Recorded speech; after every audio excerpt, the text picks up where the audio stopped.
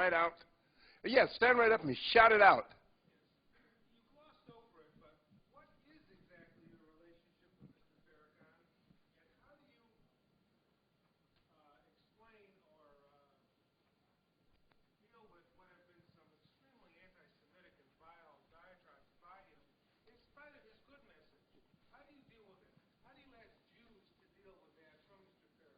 The same way Mr. Farrakhn asks Jews to deal with him, the same way he has dealt with the American Jewish Council in the city of Chicago, the same things that are not reported in the press. How long ago did he make those comments? No, well, I'm trying to find out. Maybe not within the last couple of years, but within the last 10 years. No, 15 years ago. Number one. Number two, most people, how many of you in this room have ever talked to Louis Farrakhan? 3 people. We form an opinion about him based on what the press says. And the press lies. They lie on me. They lie on me, so I know they lie on him. All right? Number two, in terms of what is my relationship with him, I've known him for 30 years. In fact, I knew him before he was Louis Farrakhan. When he was Louis X, he was a calypso singer. That's how long I've known him. And I don't try to defend what statements he made 10, 15 years ago. Neither does he. And the official apologies, how many of those apologies made the news up here? Of course, that doesn't sell newspapers. Okay. If you give me your email address, I'll get them to you. But that doesn't get reported. So that in terms of how I respond to that, it's just, have you talked to him? Have you talked to the Jewish rabbis who have understood and heard what he had to say? Or are we still talking about Jesse Jackson said, "Hi me" back in 1984? Let's go back to 84. Are you a friend with Jesse Jackson? He's anti-Semitic. As I said, one of the things I think I said, I meant to say it. When you talk about the Nation of Islam, for instance, their theology in 2008 is not what it was under Elijah Muhammad.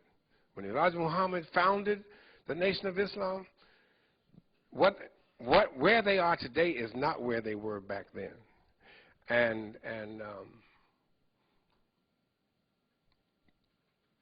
where Farrakhan is, and put the Jewish question to the side, for instance, and talk about women, where Muslims are in terms of women inferiority, I got a problem with that. That don't mean I don't talk to you, or I draw lines in the sand, and because you got this thing about women in ministry. I have women pastors. Now, I know he has a thing about women, or not he the person, but Islam does. And the Nation of Islam, in terms of not Sunni, not Shia, we're talking about the Nation of Islam. But because we disagree on topics does not mean I stop dialogue with him, or that we lose friendship because we differ and disagree over a subject. Even vehemently, and I share with one of the classes today, Tony Campolo's point about how husband and wife can disagree vehemently on an issue, but they don't get divorced because they disagree. That you keep talking and the dialogue continues to go, so that in terms of things I know about him, the average person does not know about him.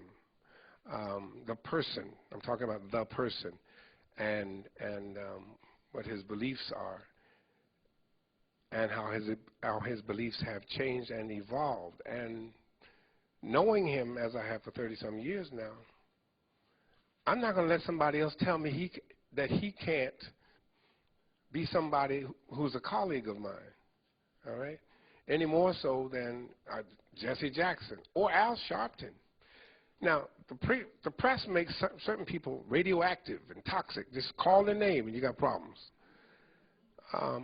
But I asked this, I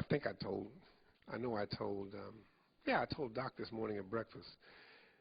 This is the 3rd time in a month I have been in 3 different panels. Now, the other 2 people who planned the programs for last month planned them in 2006, long before Barack announced. I was at the Ohio Council of Churches, and I was at Simpson College in Indianola, Iowa, and Des Moines, Iowa, talking on religion and politics. I've been in the hot seat for a long time. Well, when you start talking about religion and politics, what comes up is what the pundits are saying about Jeremiah Wright. For instance, the stuff that's going around the internet, Jeremiah Wright didn't say that. A journalist said that, and everybody's responding to what the journalist said as if I said it. The only thing I said that is a direct quote 2 years ago is that when Louis Farrakhan speaks, Black America listens. They don't always agree with him, but they're listening. Just like E.F. Hutton speaks. And I asked Dr. Day, name for me any American, black, white, Hispanic, or Asian, that can get 1 million people on the Washington Mall. Ain't none. Dr. King only got 250,000. That the man has the ear of African Americans. Now, 1 million people did not convert to the Nation of Islam. We'd go down there and all of a sudden we all black Muslims. No. They went to listen to what was being said, and they listened to him. They don't convert, and they argue with him, and they disagree with him. Much like how does the Jewish community continue to have dialogue with the radical right Jews that want to kill Jesse Jackson? I don't even know their names anymore. That group, there's a sect, a little small group of guys. Or how do Christians continue to talk to Falwell or Billy Graham's family, who got these weird notions about blacks and about Jews and about gays? How do you keep talking, because if you stop talking, you're going to end up balkanizing. And after a while, I just give the best thing to do is kill Falwell. That'll stop that argument. And it's that kind of hatred, the cycle of violence that continues to escalate, that's so very different from the model that I put forth in terms of the Truth and Reconciliation Commission, and the fact that you have at that table people with widely disparate views, as disparate as persons who remember what Farrakhan said 15 years ago and don't even care what he said recently, and who want to hold him to that from now on.